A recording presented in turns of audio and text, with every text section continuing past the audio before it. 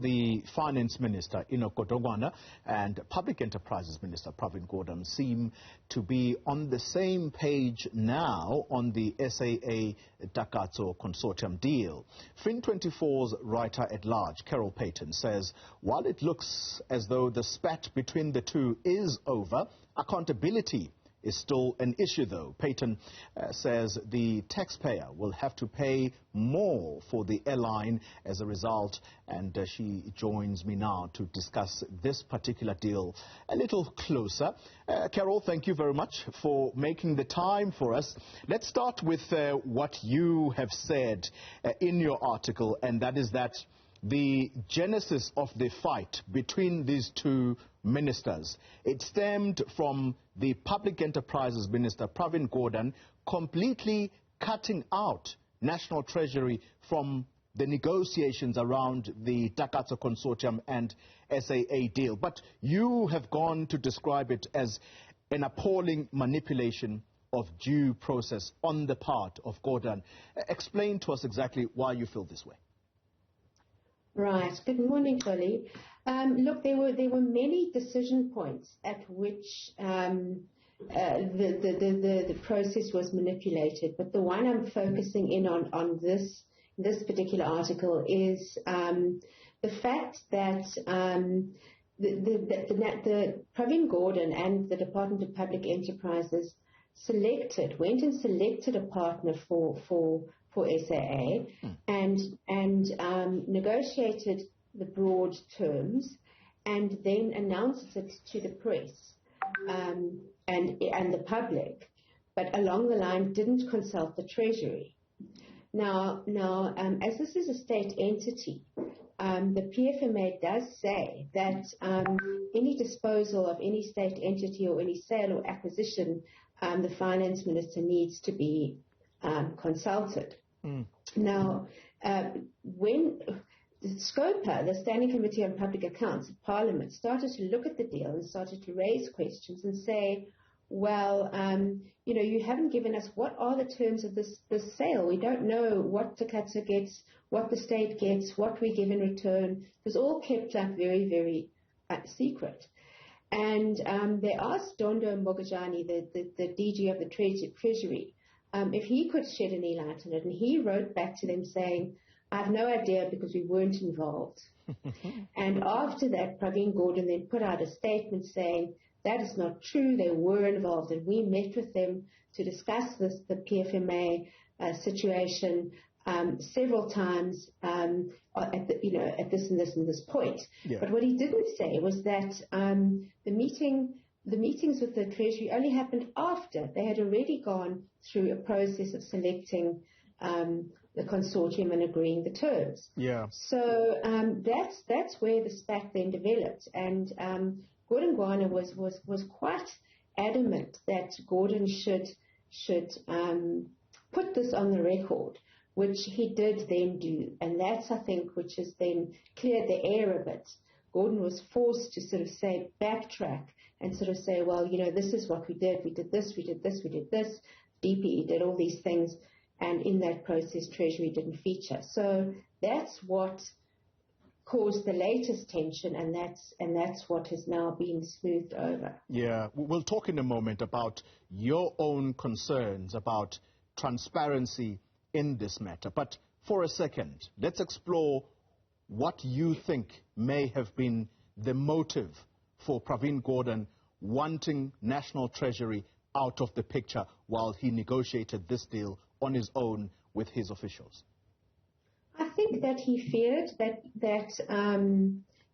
they would block the deal.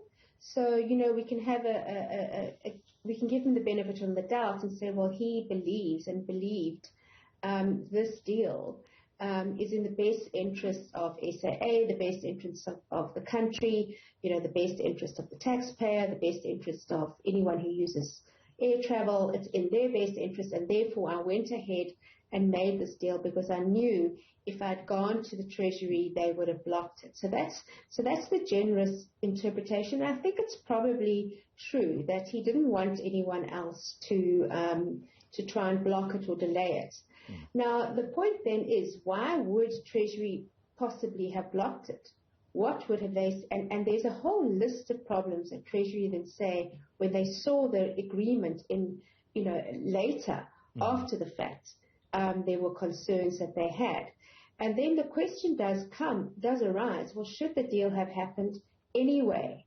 And I think there's a strong view that SAA, a strong view which I have and which many people share, was that this wasn't a deal, this wasn't an easy or advisable commercial deal for the state to get into, because SAA was had been so run down, it was too late. Now, if the state had done this deal maybe 10 years ago, before SAA had been run down and depleted as it has, and lost the market share that it has, and accumulated the debt that it had accumulated, if it had happened 10 years ago and a good partner had come in, then I think it would have stood a chance. At this stage, it's really going to be a company on the back foot that struggles to regain market share, that struggles to compete.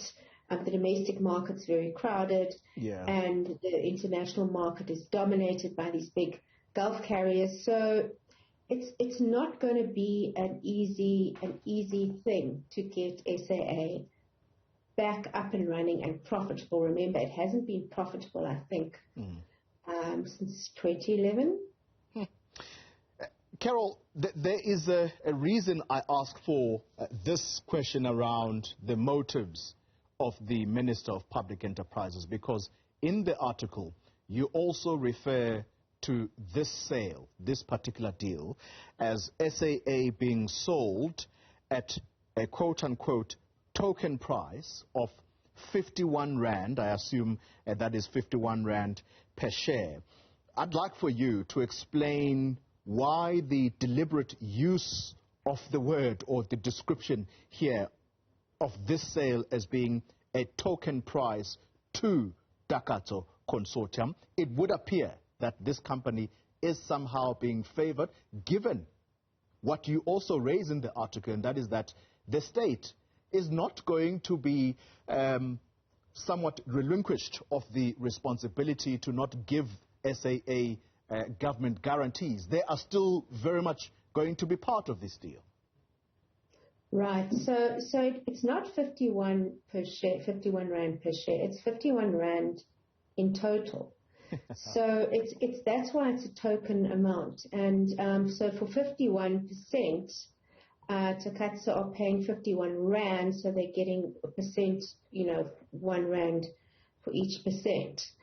That said, they are obliged to put in 3 billion Rand.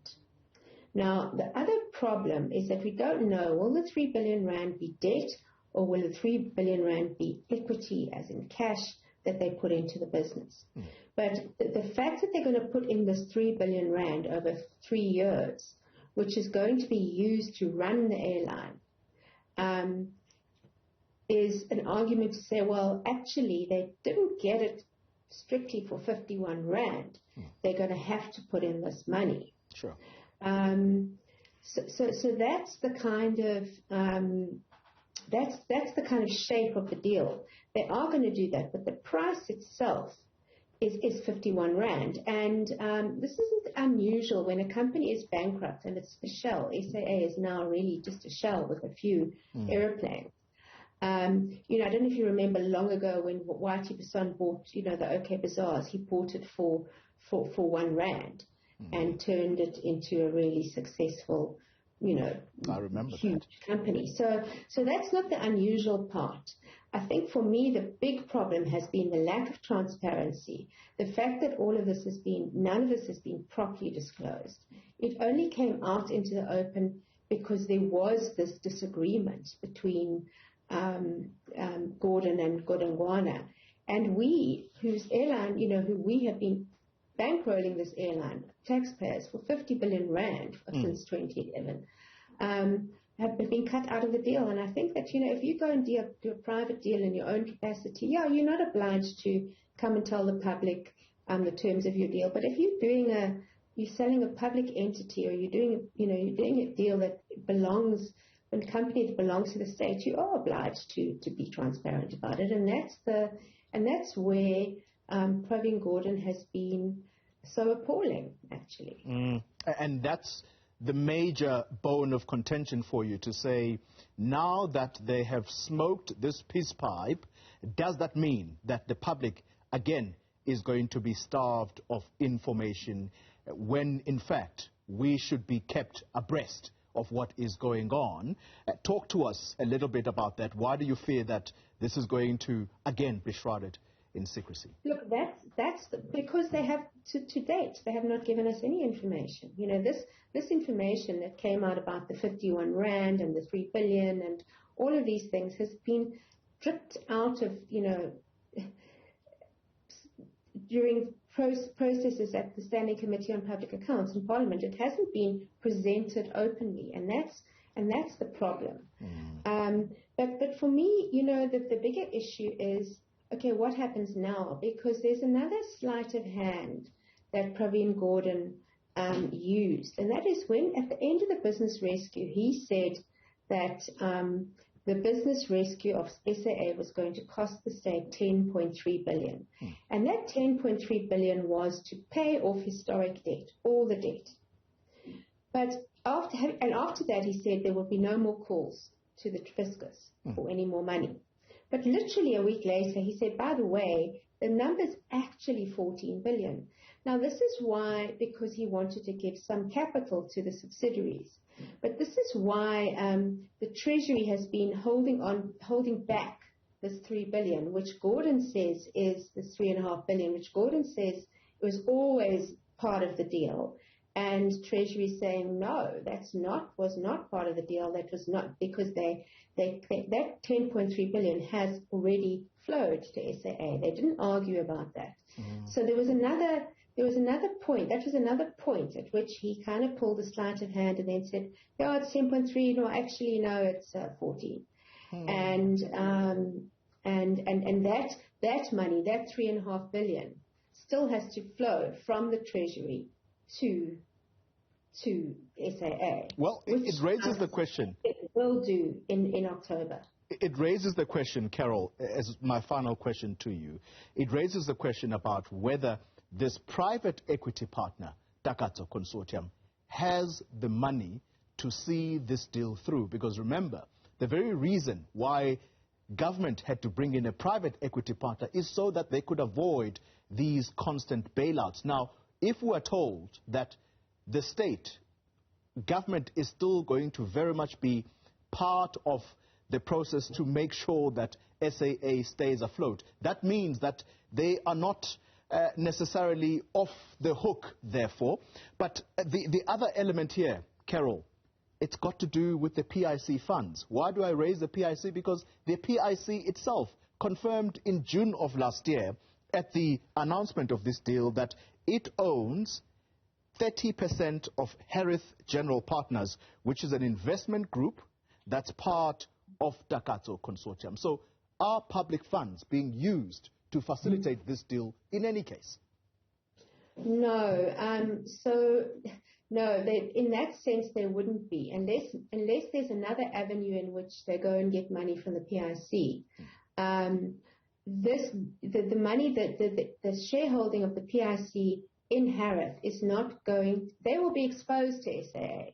Because so let's say Harith goes, through Takatso goes and gets 3 billion rand from the bank. We don't know yet if they're going to be able to do that, but that's the plan. Okay, so the plan is they go and they get this 3 billion over 3 years, and they put it into the business. If that business then fails and Takatso is left indebted, then yes, the PIC are exposed, but they're not going to be using PIC money to fund it.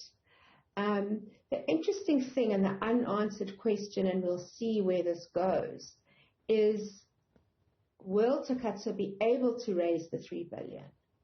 And the reason I say that is because, you know, commercial banks have had a rough ride with SAA, so they're not falling over each other to lend. Harith itself, it's Takatso, which is owned, as we say, well, it's owned by Harris, has got lots of money. Even though it manages funds, it's managing funds of other people's money. It doesn't have a lot of money of its own. So it can't go to a bank and say, look, we've got a balance sheet of, 50 billion. They haven't got that. So that's the unknown, and that's, I guess, the next step. And we're all waiting to see if it materializes. Well, we are going to have to watch and see how this whole thing pans out. Thank you very much for explaining that for us. That's a Fin24 writer at large, Carol Paton. Thanks indeed for your time.